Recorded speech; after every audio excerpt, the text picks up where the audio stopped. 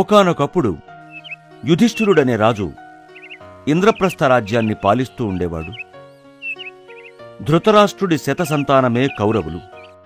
దుర్యోధనుడు కౌరవ సోదరులలో అగ్రజుడు. యుధిష్ఠిరుడికి భీముడు, అర్జునులతో పాటు నకులుడు, సహదేవుడనే కవల సహోదరులున్నారు. వీళ్లందరినీ కలిపి పాండవులంటారు.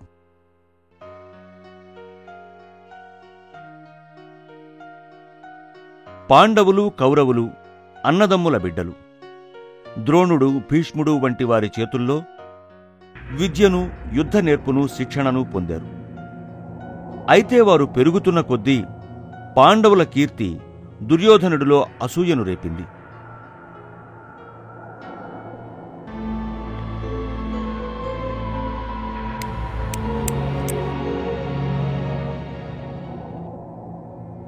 దాంతో దుర్యోధనుడు పాండవులను జూదక్రీడకు ఆహ్వానించాడు.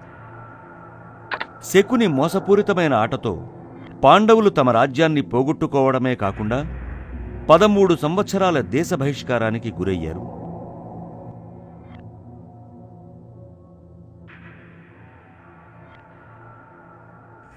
తమ నియమం ప్రకారం గడువు దాటగానే తమ రాజ్యాన్ని తిరిగి పొందేందుకు పాండవులు మళ్లీ వచ్చారు. కానీ వారి రాజ్యాన్ని తిరిగి ఇవ్వడానికి దుర్యోధనుడు అంగీకరించలేదు. దాంతో శ్రీకృష్ణుడు రంగంలోకి దిగి పాండవుల తరపున దుర్యోధనుడు తండ్రి ధృతరాష్ట్రుణ్ణి కలిశాడు. ఓ మహారాజా, న్యాయం కోసం నేను మీ వద్దకు వచ్చాను. శాంతి స్థాపనకు పాండవుల రాజ్యాన్ని తిరిగి ఇచ్చేయండి అన్నాడు. అందుకు ధృతరాష్ట్రుడు, శ్రీకృష్ణ, నీ మాటలతో నేను ఏకీభవిస్తాను. శాంతి స్థాపన జరగాల్సిందే. అయితే దుర్యోధనుణ్ణి ఒప్పించడం నాకు సాధ్యం కావడం లేదు. నీవే ప్రయత్నించి ఒప్పించు అన్నాడు. కృష్ణుడు దుర్యోధనుడి వైపు తిరిగి, దుర్యోధన, పాండవుల రాజ్యాన్ని తిరిగి ఇవ్వు. నిన్నే వాళ్లు మహారాజుగా అంగీకరిస్తారు. మీరందరూ కలిసి ప్రశాంతంగా జీవించాలి అన్నాడు.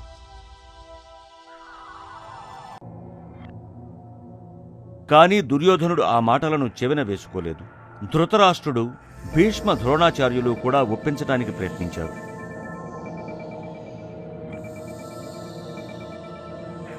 కాని ఫలితం శూన్యం. పైగా ఈ రాజ్యం నాదే, నేనెప్పటికీ తిరిగివ్వను అంటూ నిండు సభలో గద్దించాడు దుర్యోధనుడు. కృష్ణుడు ధృతరాష్ట్రుడి వైపు తిరిగి, మహారాజా, ఇక నేను సెలవు తీసుకుంటాను. శాంతి ప్రతిపాదన వ్యతిరేకించబడిందని ధర్మరాజుకు విన్నవిస్తాను. నన్ను క్షమించండి. ఇక యుద్ధం తప్పేటట్టు లేదు.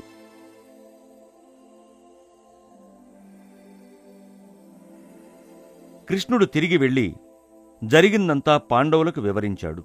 ధర్మరాజా, శాంతి మార్గాన్ని అనుసరించినప్పటికీ ఇక యుద్ధం తప్ప మరో మార్గం లేదేమోనన్న భయమేస్తోంది అన్నాడు. అయితే యుద్ధానికి మేము సిద్ధం.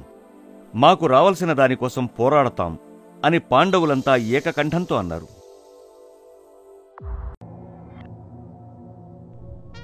కురువంశీయుల యుద్ధభూమి అయిన కురుక్షేత్రానికి పాండవులంతా తమ యుద్ధ పరివారంతో బయలుదేరారు. వారి సైన్యాన్ని 7 భాగాలుగా విభజించి శత్రువులతో యుద్ధానికి తలపడ్డారు.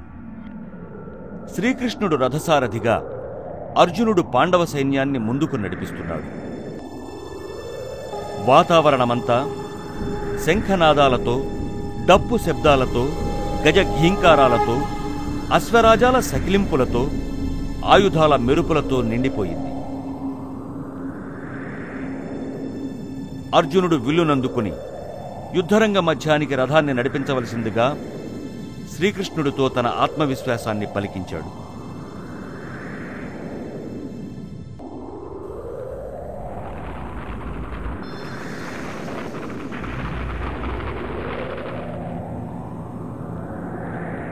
అర్జునుడు సైన్యాన్ని పరికించి చూశాడు. అటువైపు గురువులు, పెద్దలు, మిత్రులు, బంధువులు కనిపించారు.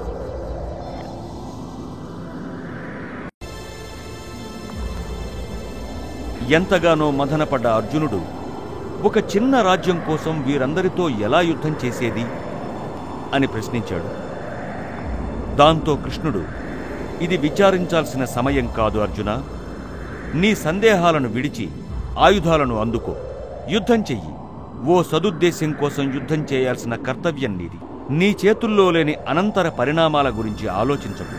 ముందుగా నీ కర్తవ్యాన్ని నిర్వర్తించు, ఫలితాల విషయం తర్వాత అన్నాడు.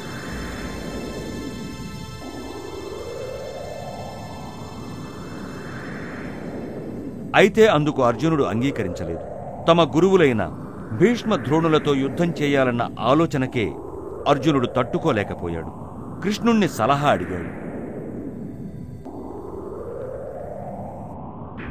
అర్జున, నీవు కర్తవు కావు, అన్నీ ఆ భగవంతుడే చేయిస్తాడు. నీవు కేవలం నిమిత్తమాత్రుడవు. భీష్ముడు మొదలైన వారిని నిజానికి నీవు చంపలేవు. చంపినా భౌతిక శరీరాన్నే తప్ప ఆత్మను మాత్రం కాదు అని సలహా ఇచ్చాడు. మానవ శరీరం నిత్యం మార్పులకు లోనవుతుంది అర్జున. అది పుట్టుక నుంచి బాల్యానికి, కౌమారానికి, కౌమార్యానికి, యవ్వనానికి, వృద్ధాప్యానికి, చివరకు మృత్యువుకు దారితీస్తుంది.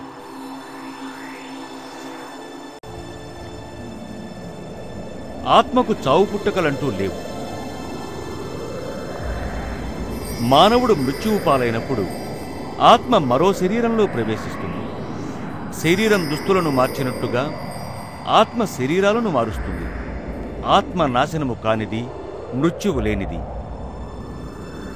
నీ ఆయుధాలతో వధించలేవు, నిప్పుతో కాల్చలేవు, నీటితో తడపలేవు.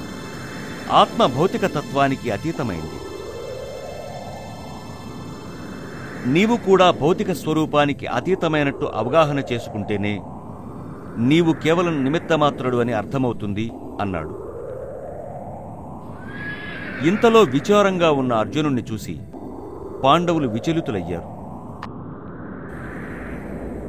పరిస్థితి అర్థం కాని దుర్యోధనుడు పక్కనే ఉన్న సోదరుల వైపు తిరిగి, అర్జునుడికేమైంది, ఎందుకు ఆయుధాలను చేపట్టడం లేదు అని ప్రశ్నించాడు. బహుశా మన సైన్యాన్ని చూసి భయపడినట్టున్నాడని సోదరుడు సమాధానమిచ్చాడు.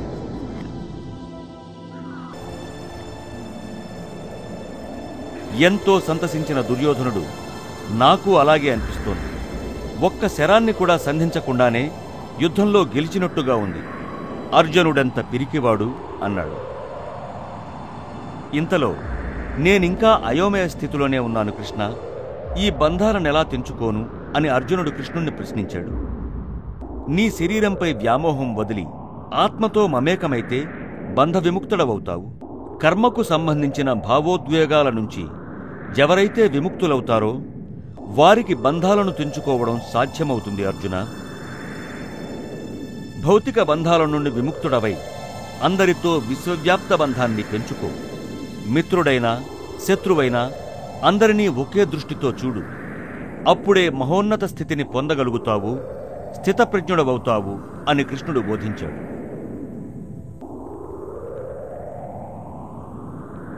స్థితప్రజ్ఞత కృష్ణ, ఏమిటా స్థితి? మానవుడు ఆ స్థితిని ఎలా పొందగలడు అని అర్జునుడు ప్రశ్నించడంతో శ్రీకృష్ణుడు చిరునవ్వు నవ్వి, ఆ స్థితి పరమాత్ముడే. ప్రతి ఒక్కరిలోనూ ఆత్మస్వరూపుడై ఉన్నాడు. ఆత్మ సంబంధాన్ని కలిగి ఉండటమంటే ఆ భగవంతుడితో సంబంధం ఏర్పడినట్లే. ఆ బంధమే యోగం. ఎవరైతే ఖచ్చితమైన యోగ సాధన చేస్తారో వారు జ్ఞాన సమృద్ధులవుతారు, స్పష్టమైన ఆత్మజ్ఞానాన్ని పొందుతారు. ఆత్మజ్ఞానాన్ని పొందినవారు భౌతిక రూపాలలోని తేడాను గుర్తించలేరు. ఎందుకంటే అందరిలోనూ వారు పరమాత్మ స్వరూపాన్నే దర్శిస్తుంటారు. అలాంటి వారు అందరితో సమానంగా వ్యవహరిస్తారు. గౌరవాలు, అవమానాలు వారిని కదిలించలేవు. శీతోష్ణాలకు, బాధ, సంతోషాలకు అతీతులు వీరు. అటువంటి వారే నాకు ప్రీతిపాత్రులు, స్థితప్రజ్ఞులు అన్నాడు.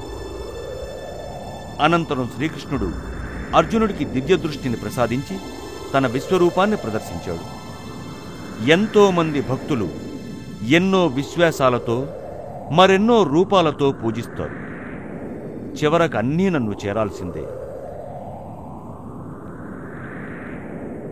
అర్జున, రాగద్వేషాలకు అతీతుడవై నన్ను పూర్తిగా విశ్వసించు. నీవు భౌతిక బంధాల నుంచి, తద్వారా పాపాల నుంచి విముక్తుడవవుతావు అని కృష్ణుడు చెప్పాడు. శ్రీకృష్ణుడి విశ్వరూపాన్ని దర్శించిన అర్జునుడు విచారం, భయాల నుంచి బయటపడ్డాడు. క్షత్రియుడిగా తన కర్తవ్యాన్ని నిర్వర్తించి భగవానుడికి అంకితమవ్వాలన్న నిజం తెలుసుకున్నాడు. కృతనిశ్చయుడైన అర్జునుడు తన విల్లునందుకుని శరాన్ని సంధించాడు. ఆ వింటి శబ్దం విన్న పాండవ సైన్యం అర్జునుడు ఆయుధాలు చేపట్టాడు, ఇక యుద్ధం చేస్తాడు అంటూ ఆనందంతో యుద్ధానికి సిద్ధమయ్యారు. అలా మహాభారత యుద్ధానికి నాంది, భగవద్గీత బోధనకు ముగింపు జరిగింది.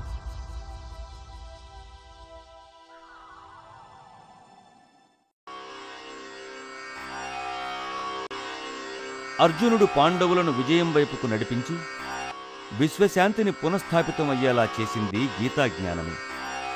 ఈ బోధనలే కొన్ని యుగాలుగా జ్ఞానానికి స్ఫూర్తినిస్తూ ఆత్మజ్ఞాన సంపదగా కలకాలం నిలిచిపోయాయి.